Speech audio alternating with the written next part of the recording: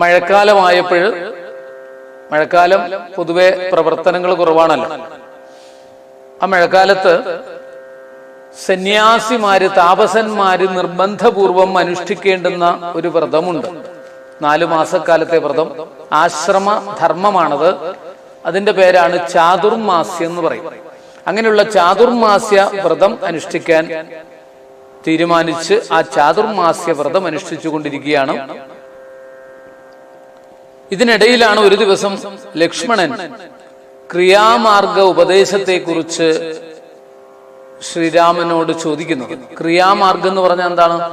ഈശ്വരനെ പ്രാപിക്കാനുള്ള പൂജാവിധികൾ ഉൾപ്പെടുന്നതാണ് ക്രിയാമാർഗം. നമ്മുടെ താന്ത്രികം എന്നൊക്കെ പറയുന്നുണ്ടല്ലോ, അതിൽ പെട്ടതാണ്. അങ്ങനെ ക്രിയാമാർഗത്തെക്കുറിച്ച് ഉപദേശിക്കുകയാണ്. എങ്ങനെയാണ് പൂജകൾ ചെയ്യേണ്ടത്, എന്തൊക്കെയാണ് പൂജാ സംവിധാനത്തിലൂടെ എന്നൊക്കെയുള്ള കാര്യങ്ങൾ ഇവിടെ ഉപദേശിക്കുകയാണ്. അതിൽ പ്രധാനമായിട്ടും നമുക്ക് പറയുന്നത് ക്രിയായോഗം, പൂജാവിധികൾ പറഞ്ഞു കൊടുക്കുന്നതാണ്. വൈദികം, താന്ത്രികം, മിശ്രം, ഇങ്ങനെ 3 തരത്തിലുള്ള പൂജാവിധികളുണ്ട്. വേറെ വേറെയും എല്ലാം ചേർന്നിട്ടും ആണ് പൂജാവിധികൾ ഉള്ളത്. വൈദികമായിട്ടുള്ളത് വേദമന്ത്രങ്ങൾക്ക് ജപിച്ചുകൊണ്ടുള്ളത്, തന്ത്ര സമുച്ചയം പോലുള്ള മഹാഗ്രന്ഥങ്ങളിൽ, ശാരദാതിലകം പോലുള്ള ഗ്രന്ഥങ്ങളിലൊക്കെ വിവരിക്കുന്ന ആ താന്ത്രിക കർമ്മങ്ങൾ ഉൾപ്പെടുന്നത് താന്ത്രികം. മിശ്രം, ഈ വൈദികവും താന്ത്രികവും കൂട്ടി യോജിപ്പിച്ചുകൊണ്ട് വൈദിക മന്ത്രങ്ങൾ ഉച്ചരിച്ചുകൊണ്ട് ഹോമം ചെയ്യുക, അതോടൊപ്പം പൂജകളും ചെയ്യുന്ന സംവിധാനം മിശ്രം. ഇതൊക്കെയാണ് ഭക്തിയോഗത്തെ ഉണ്ടാക്കി തീർക്കുന്നതിന് വേണ്ടിയിട്ടാണ് ഈ ക്രിയായോഗം ഉപദേശിക്കുന്നത്. പിന്നെ ആദ്യമായിട്ട് ചിത്തശുദ്ധി, മനഃശുദ്ധി ഉണ്ടാകാനും ഈശ്വരനിൽ ഭക്തി വിശ്വാസം ഉണ്ടാകാനും ഭക്തന്മാർക്ക് ഏകാഗ്രത ഉണ്ടാകാനും പറ്റിയ മാർഗമാണ് ഈ ക്രിയാമാർഗ ഉപദേശം എന്ന് പറയുന്നത്. ക്ഷേത്രങ്ങളിലും മറ്റും നടക്കുന്ന പൂജകളുടെ അടിസ്ഥാനം ഇതാണ്. അങ്ങനെയുള്ള ക്രിയാമാർഗോപദേശത്തില് ഒരുപാട് കാര്യങ്ങളെ കുറിച്ച് പറയുന്നു. അത് മുഴുവനായിട്ടും നമുക്ക് ഈ ചുരുങ്ങിയ സമയം കൊണ്ട് അനുസ്മരിക്കാൻ പറ്റില്ല. പലർക്കും അഭിപ്രായമുണ്ട് പ്രഭാഷണം കുറച്ചിട്ട് പാരായണം കൂടുതലാവണം എന്നുള്ള ആഗ്രഹമൊക്കെ പറഞ്ഞിട്ടുണ്ടായിരുന്നു. അതുപോലെ എന്താണ്, പ്രഭാഷണം കൂടുതലായിട്ട് വേണമെന്ന് പറഞ്ഞവരുമുണ്ട്. പക്ഷെ നമ്മൾ അതൊന്നും അല്ല ഉദ്ദേശിച്ചിരിക്കുന്നത്. രാമായണത്തെ പഠിക്കുക അല്ല. തിരക്കുള്ള റോഡിൽ വെച്ചിട്ട് നമുക്ക് ഏതായാലും വണ്ടി ഓടിക്കാൻ പഠിക്കാൻ പറ്റില്ല. അത് മറ്റുള്ള ഇടങ്ങളിൽ നിന്ന് പഠിച്ചിട്ട് ഈ തിരക്കുള്ള റോഡിലൂടെ മെല്ലെ മെല്ലെ അങ്ങനെ ഓടിച്ചു പോകാനേ പറ്റുള്ളൂ. ഇതുപോലെയാണ് ഈ ഒരു രാമായണ മാസം എന്ന ചുരുങ്ങിയ മാസത്തില് നമുക്ക് സാധിക്കുമോ? 24,000 ശ്ലോകങ്ങളുള്ള വാൽമീകി രാമായണവും 4,000-ഓളം ശ്ലോകങ്ങളുള്ള അധ്യാത്മ രാമായണം, വ്യാസ രാമായണം എന്ന് പറയുന്നതും അതിനെ അധികരിച്ച് എഴുത്തച്ഛൻ മലയാളത്തിലുണ്ടാക്കിയ ഈ 30 ദിവസം നമ്മൾ ഒരു അരമണിക്കൂർ 3/4 മണിക്കൂർ ഒക്കെ ആയിട്ട് വായിച്ച് 31 ദിവസങ്ങൾ കൊണ്ട് തീർക്കേണ്ടതാണ്. നമ്മൾ എല്ലാം കൂടിയിട്ട് ഈ സന്ദേശം നമുക്ക് പ്രധാനമാണ്. വെറുതെ വായിക്കുകയല്ല. നാമാനി ഗീതാനി തദർത്ഥഗാനി ഗായൻ വിലജ്ജോ വിചരേത സംഗ. ഒന്നുമില്ലാത്തതിൽ ഭേദമാണ് കുറച്ച് ശ്ലോകം ചൊല്ലുന്നത്, അല്ലെങ്കിൽ രാമനാമം ജപിക്കുന്നത്, രാമായണം തെറ്റായിട്ടെങ്കിലും പാരായണം ചെയ്യുന്നത്. പക്ഷെ നമ്മളത് ശരിയാക്കാൻ ശ്രമിച്ചുകൊണ്ടിരിക്കണം. പക്ഷെ കുറച്ച് അർത്ഥം കൂടി മനസ്സിലാക്കിയിട്ട് ഇത് ക്രിയായോഗമാണ്, ഇതിന്റെ അടിസ്ഥാനത്തിലാണ് പൂജാതി കർമ്മങ്ങൾ നടക്കുന്നത് എന്നൊക്കെ അറിയുവാൻ വേണ്ടിയിട്ടുള്ളൊരു അവസരം ആഗമം, നിഗമം, ആഗമം എന്നൊക്കെ പറയാറുണ്ടല്ലോ. അങ്ങനെ ധൂപദീപങ്ങൾ കൊണ്ട് നിവേദ്യങ്ങളൊക്കെ വെച്ചുകൊണ്ട് ശ്രദ്ധയോടുകൂടിയിട്ട് അർപ്പിച്ചു കൊള്ളണം. അതെങ്ങനെയൊക്കെയാണ് വേണ്ടത്? പൂജയുടെ ഒടുവില്, ഹോമത്തിന്റെ ഒടുവിലൊക്കെ എന്റെ സഹസ്രനാമങ്ങൾ ജപിക്കണം. വന്യമധ്യേ സ്മരേദ്രൂപം മാമേവ വന്യമധ്യസ്ഥിതം ധ്യാനിക്ക ഹോമകാലേ ഹൃദി ഭക്തിയാബുധോത്തമൻ. അഗ്നിയിൽ ഭഗവാനെ പ്രത്യക്ഷമായിട്ട് കാണും. നമ്മുടെ നാട്ടിലൊക്കെ ഉണ്ട് പൂജാതി കർമ്മങ്ങളിൽ. ഗണപതി ഹോമം നടത്തുമ്പോൾ ഗണപതിയെ ആ അഗ്നിയുടെ മധ്യത്തിൽ അങ്ങനെ കത്തിജ്വലിച്ചുകൊണ്ടിരിക്കുന്ന അഗ്നിയിലാണ് ഗണപതിയെ കണ്ടുകൊണ്ടാണ് ആ ഗണപതി ഭഗവാന്റെ തുമ്പിക്കൈയൊന്നിങ്ങനെ ഒന്ന് മാറ്റിപ്പിടിച്ച് ആ വായിലേക്ക് ഇങ്ങനെ അഷ്ടദ്രവ്യങ്ങളൊക്കെ ഇങ്ങനെ കൊടുത്തുകൊണ്ട് സ്വാഹ എന്ന് പറയുമ്പോഴുള്ള ഭാവന. ദേവിയെ കണ്ടുകൊണ്ട് ആ പട്ടുവസ്ത്രങ്ങളും ഫലങ്ങളും അങ്ങനെ സമർപ്പിക്കുന്നു. ചണ്ഡികാ ഹോമത്തില്, യാഗത്തിൽ, മൃത്യുഞ്ജയ ഹോമത്തിൽ അങ്ങനെ സമർപ്പിക്കുന്നു. ഇതൊക്കെ വിശേഷപ്പെട്ടതാണ്. പിന്നെ ഇതിന്റെയൊക്കെ ഒടുവിലാണ് സ്തുതിഗീതങ്ങളൊക്കെ പാടിക്കൊണ്ട് മൃദംഗം താളങ്ങളൊക്കെ ആയിട്ട് നൃത്തഗീതി സ്തുതി പാഠാദിയും ചെയ്തു പാദാംബുജേ നമസ്കാരവും ചെയ്തുടൻ ചേതസിമാമുറപ്പിച്ചു വിനീതനായി മദ്ദത്തമാകും പ്രസാദത്തെയും പുനരുത്തമങ്കേ നിധായ ആനന്ദപൂർവകം രക്ഷ മാ ഘോര സംസാരാദിതി മുഹുരുക്വാ നമസ്കാരവും ചെയ്തനന്തരം തത്തൽ താളമൃദംഗവാദ്യഗീത സഹിതം. ഒടുവില് മംഗളാരതി ഉണ്ടാവില്ലേ, അതിനു മുമ്പായിട്ട് സ്തുതിഗീതങ്ങളൊക്കെ പാടുക, വാദ്യഘോഷങ്ങളൊക്കെ മുഴക്കുക, സഹസ്രനാമൊക്കെ ജപിക്കുക. അത് കഴിഞ്ഞാൽ മംഗളാരതിയൊക്കെ കഴിയുന്ന സമയത്ത് നല്ലതുപോലെ സ്തോത്രങ്ങളൊക്കെ ജപിച്ച് ഭഗവാനെ നല്ലതുപോലെ കണ്ട് ആ പാദത്തിൽ പ്രദക്ഷിണവും നമസ്കാരമൊക്കെ ചെയ്യുക. എന്നിട്ട് പൂജ കഴിഞ്ഞാൽ ഉടനെ അടുത്ത പരിപാടിയല്ല, പൂജ കഴിഞ്ഞാൽ ആ സാന്നിധ്യം കുറച്ചു നേരം അനുഭവിക്കാൻ അതിന്റെ സമീപത്ത്, അവിടെ സമീപത്ത് തന്നെ വസിക്കുക. എന്നിട്ട് തീർത്ഥം സ്വീകരിക്കുക, സേവിക്കുക. ഉള്ളിലേക്ക് തലയ്ക്കൊരക്കാനുള്ളതല്ല, സേവിക്കുക. പ്രസാദം സ്വീകരിക്കുക, ചൂടാനൊക്കെയുള്ള പ്രസാദങ്ങൾ സ്വീകരിക്കുക.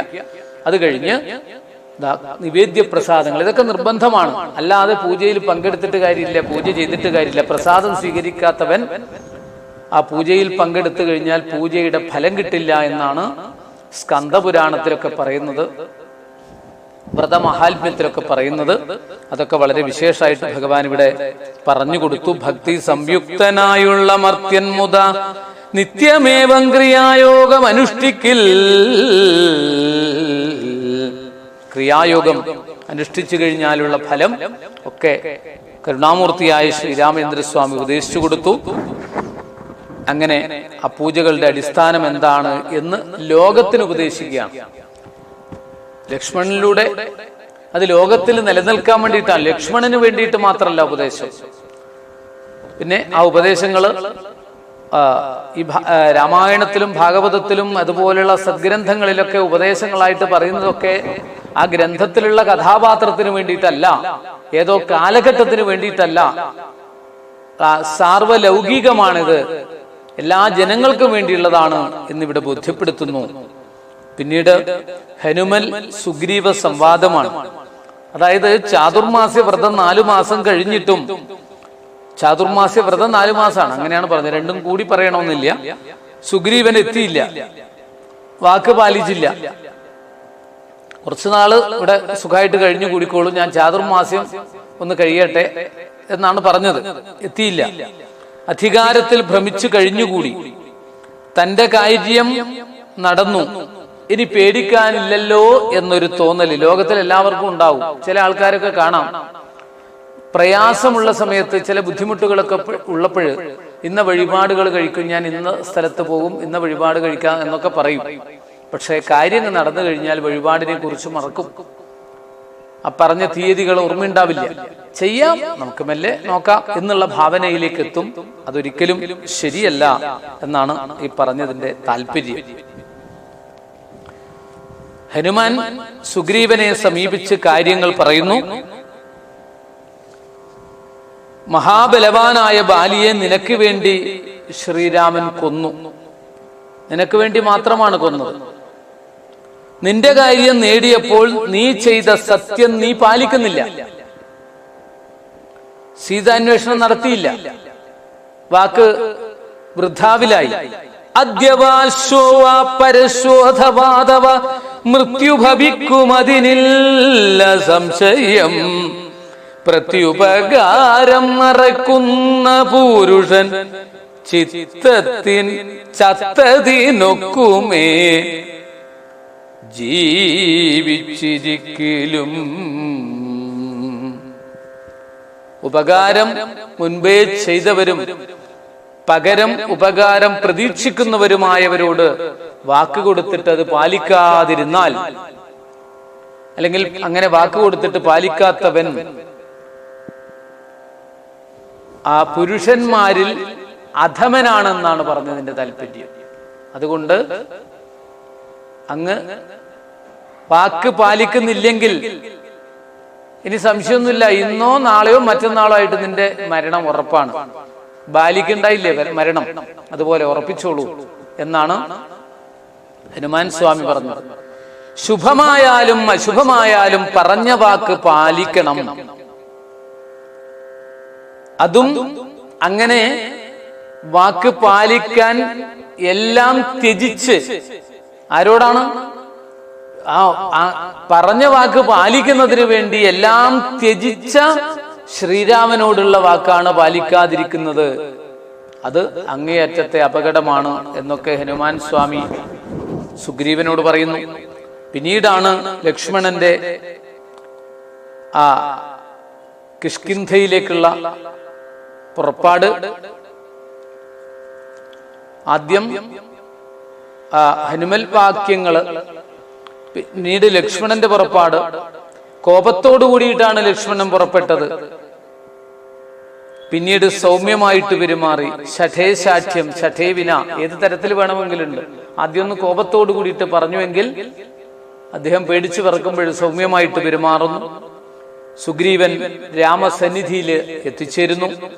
സുശക്തമായ വാനരപ്പട തയ്യാറായി കഴിഞ്ഞു. അന്യോന്യം ഐക്യദാർഢ്യം പ്രഖ്യാപിച്ചു. സുഗ്രീവൻ രാമനോട് തന്റെ സന്നാഹത്തെ കുറിച്ച് പറയുന്ന ചില രംഗങ്ങള്.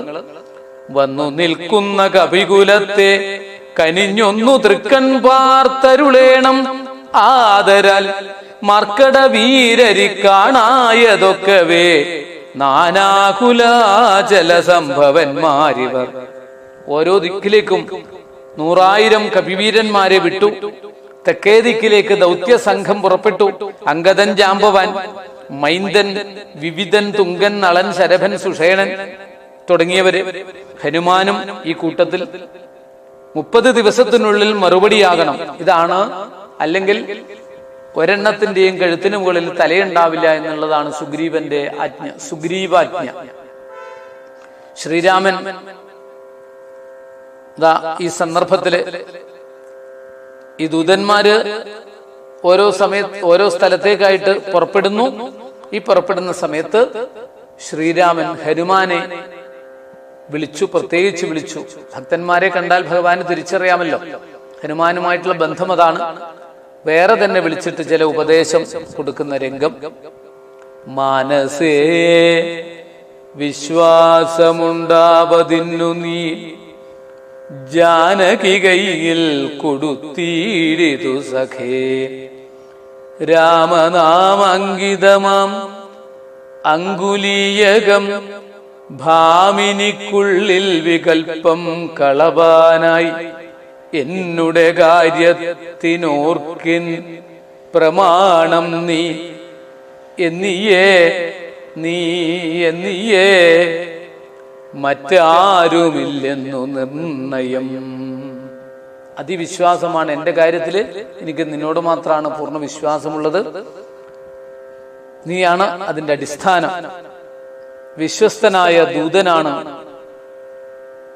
താങ്കള്. രാമൻ ചുമതലപ്പെടുത്തുന്നു. രാമനാമ അങ്കുലീയകം, രാമനാമ അങ്കിതമാം അങ്കുലീയകം ഏൽപ്പിക്കുന്നു. രാമാനുഗ്രഹമുണ്ടെങ്കിൽ സാധിക്കുമെന്ന് ഇച്ഛാശക്തി ഉണ്ടായി രാമൻ തന്റെ വിരലിൽ അണിഞ്ഞ അങ്കുലീകം ഹനുമാന് നൽകി. ഋഷിബിലം എന്ന ഗുഹ, അസുരശില്പി മയന്റെ ഗുഹ, താപസ ശ്രേഷ്ഠയായ സ്വയംപ്രഭയെ കാണുന്നു. സ്വയംപ്രഭ വിശ്വകർമാവിന്റെ മകൾ ഹേമയുടെ തോഴിയാണ്. ഹേമ ബ്രഹ്മലോകത്ത് പോയി സ്വയംപ്രഭ ശ്രീരാമന്റെ വരവും പ്രതീക്ഷിച്ചുകൊണ്ട് കഴിഞ്ഞുകൂടുന്ന രംഗം. അത് കഴിഞ്ഞിട്ടാണ് നിശാചരമുനിയുടെ ആശ്രമം, അല്ലെങ്കിൽ അവിടെ വെച്ചിട്ടാണ് ജഡായുവിന്റെ സഹോദരനായ സമ്പാദിയെ കാണുന്നതും കാര്യങ്ങളൊക്കെ ലങ്കയിലേക്കുള്ള വഴിയും മറ്റു കാര്യങ്ങളൊക്കെ ബോധ്യപ്പെടുകയൊക്കെ ചെയ്യുന്ന രംഗങ്ങള്. അങ്ങനെ കിഷ്കിന്ധ കണ്ടത്തിൽ നിന്നും നമ്മളിതാ അടുത്ത ഭാഗത്തോടുകൂടി ആ സുന്ദരകാന്ഡത്തിലേക്ക് പ്രവേശിക്കാനുള്ള രംഗം കൂടിയാണ് ഇരിക്കുന്നത്. നമുക്കിതൊന്ന് വേണ്ടതുപോലെ അനുസ്മരിക്കാൻ ഭാഗ്യമുണ്ടാകട്ടെ എന്ന് പ്രാർത്ഥിക്കാം. സുഗ്രീവന്റെ രാജ്യാഭിഷേകം കഴിഞ്ഞതിന് ശേഷമുള്ള രംഗങ്ങളിൽ ഈ ക്രിയായോഗം നമുക്കൊന്ന് ചെറുതായിട്ടൊന്ന് അനുസ്മരിക്കാം. കേൾക്ക നീയെങ്കിൽ മൽപൂജാവിധാനത്തിൻ ഓർക്കിലവസാനമില്ലെന്നറിക നീ. എങ്കിലും ചൊല്ലുവനൊട്ടു സംക്ഷേപിച്ചു നിങ്കലുള്ളൊരു വാത്സല്യം മുഴുകയാൽ തന്നെ ഗൃഹ്യോക്തമാർഗേണ മന്നിടത്തിങ്കൽ ദ്വിജത്വമുണ്ടായി വന്നാൽ ആചാര്യനോടു മന്ത്രം കേട്ടു സാദരമാചാര്യപൂർവം ആരാധിക്കമാമെടോ. കമലത്തിങ്കലാകിലും മാം പുനരഗ്നി ഭഗവാങ്കലാകിലുമാമെടോ. മുഖ്യപ്രതിമാദികളിലെന്നാകിലും അർക്കങ്കലാകിലും സ്തണ്ടിലത്തിങ്കലും നല്ല സാലഗ്രാമമുണ്ടെങ്കിലോ പുനരുത്തമമെത്രയും വേദതന്ത്രോക്തങ്ങളായ മന്ത്രങ്ങൾ കൊണ്ട് ആദരാൽ മൃലേപനാദി വിധി വഴികാലേ കുളിക്ക വേണം. ദേഹശുദ്ധിയെ മൂലമറിഞ്ഞു സന്ധ്യാവന്ദനാദിയാം നിത്യകർമ്മം ചെയ്തു പിന്നെ സ്വകർമ്മണ ശുദ്ധ്യർത്ഥമായി ചെയ്ക സങ്കല്പമാദിയെ. ആചാര്യനായതു ഞാനെന്നു കൽപ്പിച്ചു പൂജിക്ക ഭക്തിയോടെ ദിവസം പ്രതി. സ്നാപനം ചെയ്ക ശിലായാം പ്രതിമാസു ശോഭനാർത്ഥം ചെയ്ക വേണം. പ്രമാർജനം ഗന്ധപുഷ്പാദ്യങ്ങൾ കൊണ്ടു പൂജിപ്പവൻ ചിന്തിച്ചതൊക്കെ ലഭിക്കും അറിക നീ. മുഖ്യ പ്രതിമാദികളിൽ അലങ്കാരമൊക്കെ പ്രസാദമെനിക്കെന്നറിക നീ. അഗ്നൗ യജിക്ക ഹവിസ്സുകൊണ്ട് ആദരാലർക്കനെ സ്തണ്ടിലത്തിങ്കൽ എന്നാകിലോ. മുമ്പിലെ സർവപൂജാദ്രവ്യമായവ സമ്പാദനം ചെയ്തു വേണം തുടങ്ങുവാൻ. ശ്രദ്ധയോടും കൂടെ വാരിയെന്നാകിലും ഭക്തനായുള്ളവൻ തന്നാൽ അതിപ്രിയം. ഗന്ധപുഷ്പാക്ഷത ഭക്ഷ്യഭോജ്യാദികളെന്തു പിന്നെ പറയണമോ ഞാനെടോ. പത്രം പുഷ്പം ഫലം തോയം ഭഗവാന്റെ വാക്കുകളാണ്. ഏതായാലും വിശേഷമാണ്. ഭക്തിയോടുകൂടി എനിക്ക് വെള്ളം തന്നാൽ പോലും ഞാനത് സന്തോഷത്തോടുകൂടി സ്വീകരിക്കും, ഭക്തനെ അനുഗ്രഹിക്കും എന്നൊക്കെ പറഞ്ഞുകൊണ്ട് ആ പൂജാവിധികള് വിസ്തരിച്ച് വർണ്ണിക്കുന്നു. ആഗമോക്ത പ്രകാരേണ നീരാജനൈ ധൂപദീപൈർനിവേദ്യർ ബഹുവിസ്തരൈ.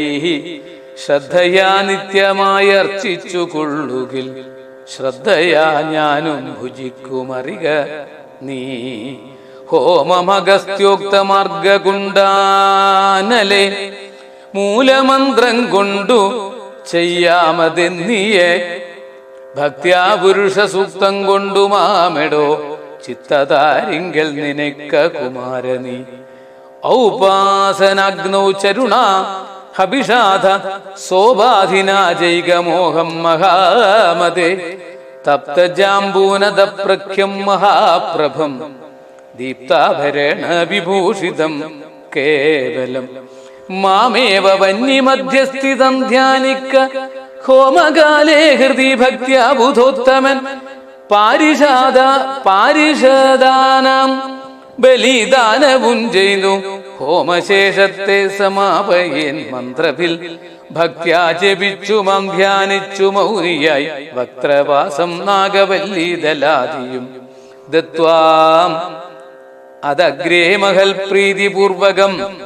നൃത്തഗീതി സ്തുതി പാഠാദിയും ചെയ്തു പാദാംബുജേ നമസ്കാരവും ചെയ്തുടൻ ചേതസിമാമുറപ്പിച്ചു.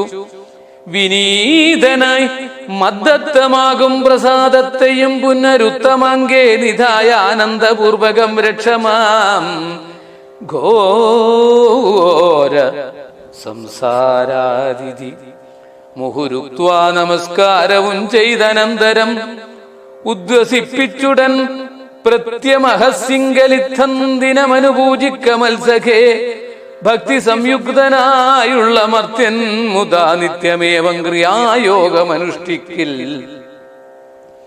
ദേഹനാശേ മമ സാരൂപ്യവും വരും ഐഹിക സൗഖ്യങ്ങൾ എന്തു ചൊല്ലേണമോ ഇത്തമ്മയോഗ്യം ക്രിയായോഗമുത്തമം ഭക്തിയാ പഠിക്കതാൻ കേൾക്കതാൻ ചെയ്കിലോ നിത്യപൂജാഫലമുണ്ടവനെന്നതും ഭക്തപ്രിയനരുൾ ചെയ്താനതു നേരം ശേഷാംശജാതനാം ലക്ഷ്മണൻ തന്നോട് അശേഷമിതമരുൾ ചെയ്തോരനന്തരം മായാമയനായ നാരായണൻ പരൻ മായാം അവലംബ്യ ദുഃഖം തുടങ്ങിനാൻ. ഹാ ജനകാത്മജേ സീതേ മനോഹരേ ഹാ ജനമകാത്മജേ ഹാ ജനമോഹിനി നാഥേ മമ പ്രിയേ. ഏവമാതിപ്രലാപം ചെയ്തു നിദ്രയും ദേവദേവനു വരാതെ ചമഞ്ഞിതു സൗമിത്രി തന്നുടെ വാക്യാമൃതം കൊണ്ടു സൗമുഖ്യമോടു മരുവും ചില നേരം. ഹനുമൽ സുഗ്രീവ സംവാദം. ഇങ്ങനെ വാഴുന്ന കാലമൊരു ദിനം അങ്ങു കിഷ്കിന്ധാപുരത്തിങ്കൽ വാഴുന്ന സുഗ്രീവനോടു പറഞ്ഞു പവനജൻ അഗ്രേ വണങ്ങി നിന്ന ഏകാന്തമാം വണ്ണം. കേൾക്ക കവീന്ദ്ര, നിനക്കു ഹിതങ്ങളാം വാക്കുകൾ ഞാൻ പറയുന്നവ സാദരം. നിന്നുടെ കാര്യം വരുത്തി രഘുത്തമൻ, മുന്നമേ സത്യവ്രതൻ പുരുഷോത്തമൻ. പിന്നെ നീയോ നിരൂപിച്ചീലതേതുമെന്നുടെ മാനസേ തോന്നുന്നിതന്നഹോ. ബാലി മഹാബലവൻ കപിപുങ്കവൻ ത്രൈലോക്യ സമ്മതൻ ദേവരാജാത്മജൻ നിന്നുടെ മൂലം മരിച്ചു ബലാലവൻ. മുന്നമേ കാര്യം വരുത്തി കൊടുത്തിതു രാജ്യാഭിഷേകവും ചെയ്തു മഹാജനപൂജ്യനായി താരയുമായിരുന്നിടു നീ. എത്ര നാളുണ്ടിരിപ്പിങ്ങനെ എന്നതും ചിത്തത്തിലുണ്ടു തോന്നുന്നു ധരിക്ക നീ. അദ്യവാശോവാ പരശോധവാ തവ മൃത്യു ഭവിക്കുമതിനില്ല സംശയം. പ്രത്യുപകാരം മറക്കുന്ന പുരുഷൻ ചത്തതിനൊക്കുമേ ജീവിച്ചിരിക്കലും. പർവ്വതാഗ്രേ നിജ സോദരൻ തന്നോടു മൂർവീശ്വരൻ പരിതാപേന വാഴുന്നു. നിന്നെയും പാർത്തു പറഞ്ഞ സമയവും വന്നതും നീയോ ധരിച്ചതില്ലേതുമേ. വാനരഭാവേന മാനിനീ സക്തനായി പാനവും ചെയ്തു മതിമറന്നന്നുഹം രാപ്പകലും അറിയാതെ വസിക്കുന്ന ഗോപ്പുകൾ എത്രയും നിന്നു നന്ന്. ഇങ്ങനെ അഗ്രജനായ ശക്രാത്മജനെ പോലെ നിഗ്രഹിച്ചിടും ഭവാനെയും നിർണയം. അഞ്ജനാദനന്ദനൻ തന്നുടെ വാക്കുകേട്ടഞ്ജസ ഭീതനായോരു സുഗ്രീവനും ഉത്തമരായവൻ തന്നോടു ചൊല്ലിനാൻ. സത്യമത്രേ നീ പറഞ്ഞതു നിർണയം. ഇത്തരം ചൊല്ലും അമാത്യനുണ്ടെങ്കിലോ പൃഥ്വീശനാപത്തുമെത്തുകയില്ലല്ലോ. സത്വരമെന്നുടെ ആജ്ഞയോടും ഭവാൻ പത്തുദിക്കിങ്കലേക്കുമയച്ചിടണം. സപ്തദ്വീപസ്ഥിതന്മാരായ വാനരസത്തവന്മാരെ വരുത്തുവാനായി ധൃതം നേരെ 10,000 കപിവീരരെ പാരാതയക്ക സന്ദേശപത്രത്തോടും പക്ഷത്തിനുള്ളിൽ വരണം കപികുലം പക്ഷം കഴിഞ്ഞു വരുന്നതെന്നാകിലോ വധ്യനവൻ അതിനില്ലൊരു സംശയം സത്യം പറഞ്ഞാൽ ഇളക്കമില്ലേതുമേ. അഞ്ജനാപുത്രനോടിത്തം നിയോഗിച്ചു മഞ്ജുള മന്ദിരം ബുക്കിരുന്നിടിനാൻ ഭർത്തൃനിയോഗം പുരസ്കൃത്യ മാരുതപുത്രനും വാനരസത്തമന്മാരെയും 10 ദിക്കിനും അയച്ചാൻ അഭിമതദത്തപൂർവം. കവീന്ദ്രന്മാരും അന്നേരം വായുവേഗ പ്രചാരേണ കപികുലനായകന്മാരെ വരുത്തുവാനായി മുതാ പോയിതു ദാനമാനാതിതൃപ്താത്മനാ മായാ മനുഷ്യകാര്യാർത്ഥം അതിദ്രുതം.